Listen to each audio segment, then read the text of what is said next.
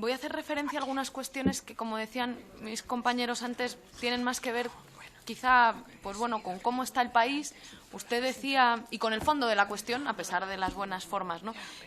Usted decía que, y también lo decía su compañera del Grupo Popular, que miremos al futuro. Yo, sobre el pasado, cuando quiera debatimos sobre lo importante que es la memoria democrática y entender el pasado para vivir el presente y el futuro, pero ni siquiera le pido hablar del pasado, le pido hablar del presente y que no miremos al futuro sin mirar a nuestro país. Y ahí hay algunas cosas que, bueno, son incontestables. Usted, señora Moné, utilizaba datos del informe PISA del 2012, si no me equivoco ya. Es que en el 2012 ustedes entran a gobernar o no ha hecho nada más que un año que entran a gobernar. Ahí lo que se está evaluando es el gobierno anterior. Yo lo que le he leído son datos de Save the Children del 2016. Le leo otro más importante, OCDE 2016. El sistema educativo español no corrige lo suficiente las desigualdades y las diferencias para garantizar la igualdad de oportunidades. La inequidad está creciendo, la desigualdad está creciendo en nuestro país también en el ámbito educativo. Y mire, yo entiendo perfectamente lo que usted dice, de que no podemos mirar solo lo malo.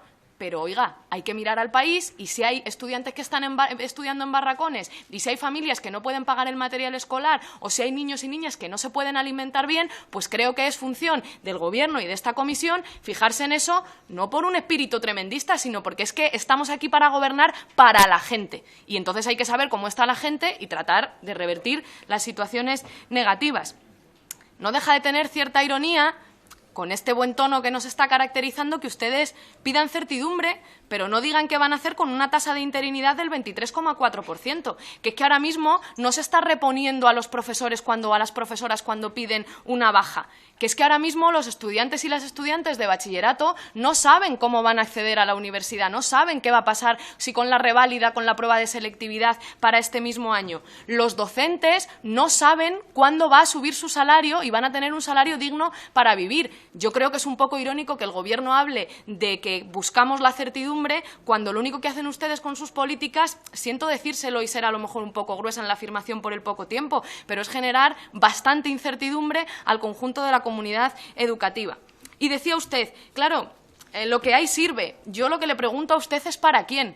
Porque le puedo asegurar que las madres y los padres que ahora mismo no tienen dinero para pagar el material escolar para sus hijos, o que los estudiantes que están viviendo en barracones, o insisto, los docentes que están siendo despedidos, o los docentes a los que se ve su salario reducido, pues creo que lo que hay no les sirve. Seguramente no es ni todo negro o todo blanco, siempre hay mil matices, pero a mí lo que me interesa destacar son esas situaciones de emergencia social y de vulneración de los derechos humanos, porque la obligación de los representantes públicos es que eso no ocurra. Lo que está bien, pero no hace falta darse demasiados golpes en el pecho, sobre todo cuando lo que está mal, pues está desgraciadamente bastante mal. Y usted me decía también mantener la estabilidad presupuestaria, y me daba un buen consejo para cuando Unidos y Unidas Podemos gobierne. Pero yo le digo, hay alternativas. Ustedes pueden buscar vías para aumentar los ingresos. Hable con sus colegas de Hacienda y de Economía para hacer una reforma fiscal que permita que a las rentas altas y a los grandes capitales que están evadiendo impuestos y teniendo empresas en paraísos fiscales, ustedes no les hacen una amnistía fiscal, sino que les piden dinerito para poder invertir en educación o en sanidad. Si es muy sencillo, yo lo entiendo perfectamente. Tiene que entrar dinero para que pueda salir. Es muy sencillo, es verdad, pero se puede hacer por la vía de subir los impuestos a las grandes fortunas o de no hacer amnistías fiscales y recaudar dinero y que pague quien tiene que pagar. Con eso habría más dinero para política social y para política educativa. En todo caso, creo que, llevando su argumento al extremo, ustedes lo que están haciendo es negar la capacidad del legislativo para legislar, porque si el legislativo puede legislar pero no alterar los presupuestos, es lo mismo que un brindis al sol. No hay ninguna ley que se pueda hacer, o casi ninguna, sin tocar los presupuestos y sin que implique partidas presupuestarias. Por tanto, creo yo que, llevando su argumento al extremo, lo que me está diciendo es que el legislativo puede legislar pero no afectar a los presupuestos. O sea, que es lo mismo que no legislar o legislar, pues bueno, como un brindis al sol.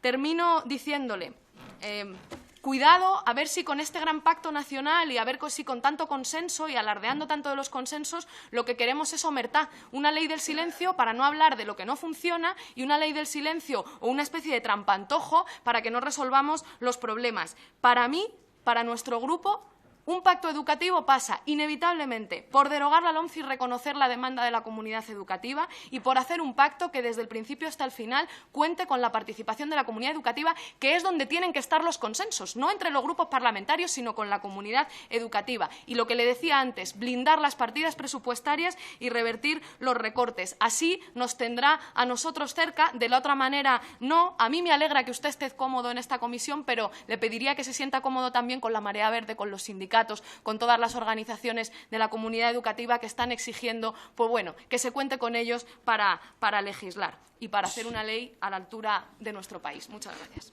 Y gracias al señor ministro por estar aquí. Tengo la mala suerte de que estará ya usted cansado, pero a la vez pues espero que le quede más fresco lo que quería compartir con usted. Yo no voy a discrepar de los anteriores grupos en darle las gracias por el tono conciliador con el que ha intervenido en esta comisión. Creo que eso, pues bueno, es siempre mejor que las malas formas o que las cosas que decía el anterior ministro, como estas cosas de españolizar a los españoles y a los que no se sienten españoles y a los catalanes, todo esto. Pero creo que no es suficiente. Ojalá bastase con ser conciliadores entre nosotras y nosotros. El problema es que su partido y su Gobierno no ha sido conciliador con la comunidad educativa y eso es lo que toca. Ser conciliador con la comunidad educativa, escuchar sus demandas y hacer lo que están pidiendo, que es derogar la LOMCE y hacer una nueva ley educativa que cuente con su participación desde el principio hasta el final y con su absoluto consenso, porque son luego los que tienen que vivir pues, día a día en el sistema educativo y con especial atención al alumnado. Por tanto, yo le agradezco su tono conciliador, que además sé que se le da muy bien y por eso, entre otras cosas, también es portavoz, pero creo que debe ser conciliador con la comunidad educativa y ahí creo pues, que no basta con ser conciliadores solo entre nosotros. Quería hablarle brevemente de algunos elementos respecto a nuestro sistema educativo. Voy a hablarle de España, pero quizá pueda parecer que estamos hablando de dos países completamente diferentes, porque usted ha hecho, pues, digamos, un resumen en el que cada vez hay más personas becadas, más alumnos que reciben becas, el sistema educativo va fenomenal, la LOMCE es una ley que es maravillosa y se ha hecho, pues bueno, para favorecer la competencia y un montón de cosas sanas, buenas, saludables y el bien absoluto, y sin embargo, pues es una ley que cuenta con la unanimidad en contra de la comunidad educativa y le quiero dar algunos datos de cómo está el sistema educativo ahora. Claro, producto de las leyes de otros ministros que no han sido usted, pero de su Gobierno y de su partido. Creo que el sistema educativo ahora mismo se caracteriza por dos cuestiones fundamentales. Una es la inequidad y la otra es los recortes, la falta de recursos, la falta de personal en la escuela pública. Al respecto de la inequidad, pues fíjese, dice Save the Children que el impacto que el nivel socioeconómico tiene sobre los resultados educativos ha crecido un 24%, es decir, cada vez influye más en el éxito escolar el nivel socioeconómico del alumnado y de sus familias. 3 de cada 5 niños y niñas del 40% más pobre de la población abandona prematuramente sus estudios y no cursa estudios posobligatorios. Y el abandono educativo prematuro cae para todos los grupos de renta, excepto para el 20% más pobre. Es decir, cada vez hablamos de un sistema más desigual y de un sistema que tiene menos equidad y de un sistema, por tanto, más injusto. Y dice Save the Children, la causa de esto tiene que ver con los recortes, con la crisis económica y también con la LOMCE, que en muchas de sus medidas tiene un fuerte impacto segregador, no solamente por sexo, sino también por nivel socioeconómico. Creo que esto no le gustará a su Gobierno. Lo que sí puedo estar segura es que a la comunidad educativa esto no le gusta y que, no lo digo yo, lo dice la OCDE en un informe del 2012, hay que invertir en educación y en equidad de la educación, porque la equidad de la educación es una de las medidas fundamentales para salir de la crisis económica y para que haya un buen desarrollo económico. Usted antes hablaba de la competitividad del sistema educativo como motor para la economía y para la recuperación económica. No, no es la competitividad, es la equidad, señor ministro. Y ustedes tienen la responsabilidad de cambiar la ley para que sea un sistema educativo equitativo y que no fomente la desigualdad como está ocurriendo ahora. Respecto a los recortes, pues tengo aquí datos pues para aburrir, si le soy sincera. Su Real Decreto 14/2012 de medidas urgentes para la racionalización del gasto público ha sido un absoluto desastre. En 4 años se han recortado, desde que ustedes gobiernan, aunque usted no fuese ministro, 20.000 millones de euros hay acumulados de recortes. En los presupuestos generales del Estado, la cifra de gasto en educación no se recupera a los niveles de 2011. Y esto es especialmente preocupante, por ejemplo, en educación infantil, donde la partida desde 2012 no se ha recuperado recuperado y es cero patatero. No sé si ustedes tienen pensado recuperar esta partida, ya que la educación infantil es también una etapa educativa, con carácter educativo y que debería ser pública, gratuita y universal para todos los alumnos y alumnas.